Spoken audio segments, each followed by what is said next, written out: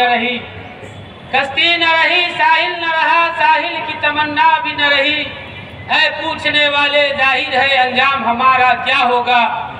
है मौज हवा इनको भी दो चार थपेरे हल्के से दे, है मौज हवा उनको भी दो चार थपेरे हल्के से दे।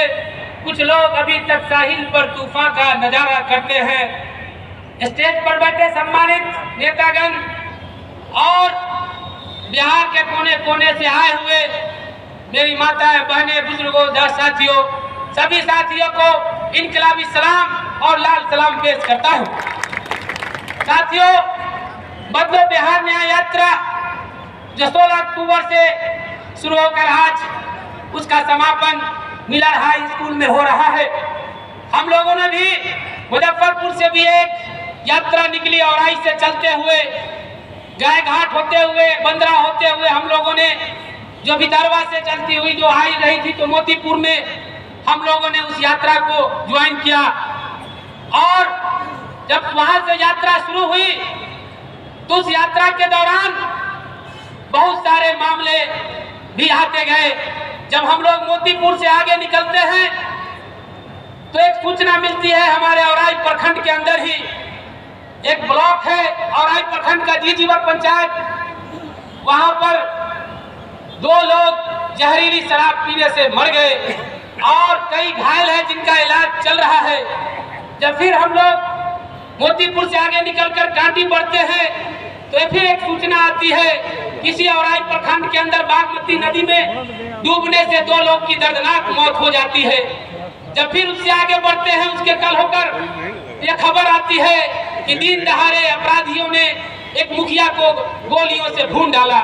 साथियों, मैं इसलिए कहना चाहता हूं कि औराई के अंदर जो जहरीली शराब पीने से जो 2 लोगों की मौत हुई, ऐसे तो सिवान के अंदर भी मौत हुई, लेकिन वहां पर जो जहरीली शराब पीने से मौत हुई उसको वहां की प्रशासन ने जबरदस्ती उसका पोस्टमार्टम नहीं होने दिया और उसको पोस्टमार्टम घर से निकाल कर कहा कि ले जाओ, नहीं तो हम तुम्हारे परिवारों को जेल के अंदर ठूस देंगे। और वो बेचारा डरा सहमा, वो बेचारा पोस्टमार्टम नहीं करा सका क्योंकि इस सिस्टम ने उसको जबरदस्ती चाहे कहीं उसकी पोल खुल जाती, जिसकी वजह से उसका पोस्टमार्टम नहीं किया गया। क्योंकि आज ये जहरीली शराब से सैकड़ों लोग मर रहे हैं, ये घटनाएं वहां भी घटी है। साथियों, आज जो सुशासन बाबू की सरकार जो सुशासन की बात करती है, विकास की बात करती है, इस बदलो न्याय यात्रा में आज मैं ये कहना चाहता हूं इस मंच से कि लोग चांद पर जा रहे हैं, दुनिया चांद पर जा रही है, लेकिन हमारे विधानसभा, हमारे प्रखंड की जनता आज भी चचरी के पुल पर चलने को मजबूर है। दर्जनों चचरी के पुल है जहां लोग चल चल के मर जाते हैं।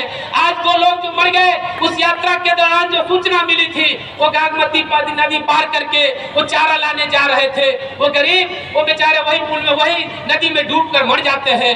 एक औराई की उसी मुजफ्फरपुर की एक घटना है जो मन को विचलित करती है, जो मन को कचोटती है। आप लोगों ने भी शायद अखबारों में भी पढ़ा होगा कि सुनीता नाम की एक महिला जो आज इस दुनिया में नहीं रही, उसके वो अकलू राम की पत्नी थी। वो बेचारी जब वो अपने गर्भाशय का ऑपरेशन कराने जा रही थी तो वहां के डॉक्टर ने उसके गर्भाशय का ऑपरेशन करने के बजाय उसके किडनी को निकाल लिया। और हद तो तब हो गई जब वही डॉक्टर उसको पटना में भी एडमिट कराता है और एडमिट कराने के बाद उससे 60,000 रुपया ले लेता है और उसके बाद उसको हॉस्पिटल से भगा दिया जाता है और वो दर दर भटकती रहती है। जब भाकपा माले आवाज उठाती है तो प्रशासन के सरकार के जो रैंकी है उसके आनन फानन में उसको एसकेएमसीएच में भर्ती कराया जाता है, लेकिन डायलिसिस के अभाव में और इस प्रशासन सरकार ये हवाला करती है कि उसका हम ट्रांसप्लांट कराएंगे, लेकिन उसका ट्रांसप्लांट नहीं होता है और डायलिसिस के अभाव में वो महिला 3 दिन 4 दिन के बाद वो दम तोड़ देती है। ये सिस्टम है, ये सिस्टम इस सरकार की कलाई खोल रही है, ये बता रही है इस राज्य के अंदर एक ऐसी सरकार चल रही है। साथियों, ये अब हमें मिल गया है, बातें तो बहुत कहने की है, लेकिन ये कहना चाहते हैं कि सरकार को 2025 में बदलने की जरूरत है। इनकलाब जिंदाबाद, भाकपा माले जिंदाबाद।